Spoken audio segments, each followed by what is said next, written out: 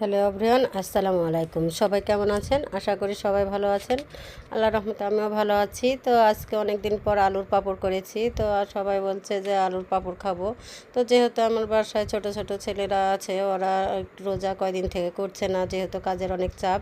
তো আলুর পাঁপড় ভেজে দেওয়ার সাথে সাথে এক নিমেষেই সবাই সাফ করে দিয়েছে খেয়ে। আর এই যে এখানে কালো মিষ্টি তৈরি করা হবে। তো কালো মিষ্টির জন্য আমরা তাড়াতাড়ি করে বসে গেছি, যেহেতু এটা হচ্ছে আপনার তেলের কাজটা অনেক যত্ন সহকারে করা লাগে, কারণ একবার যদি তেল হিট কম থাকে তাহলে মিষ্টিগুলো সব নষ্ট হয়ে যাবে। তো অনেক তাড়াতাড়ি করে দেওয়া লাগে। তো এই যে অনেক মনে করেন যে এই মিষ্টিটা অনেক তেল হিট করে অনেক সুন্দরভাবে দেওয়া লাগে, তেল ঠিকভাবে হিট আছে কি না দেখে শুনে তারপর দেওয়া লাগে।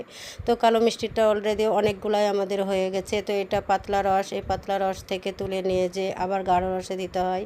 আর আমি এখানে মাছ রান্না করব, তাই মাছটা ভিজিয়ে রেখেছি। আর এখানে দেখতে পাচ্ছেন যে একজন আমাদের বাড়ির একটা ছেলে কাজ করছে আর অনেক গান বলছে, সে অনেক জোকারি করে আর খুব হাসায় আমাদের সবাইকে।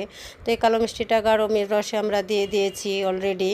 তো দিয়ে ঢাকা চাপা দিয়ে দিয়েছি। আর এখানে আমাদের যে রস চমচমটা এটা হয়ে গেছে।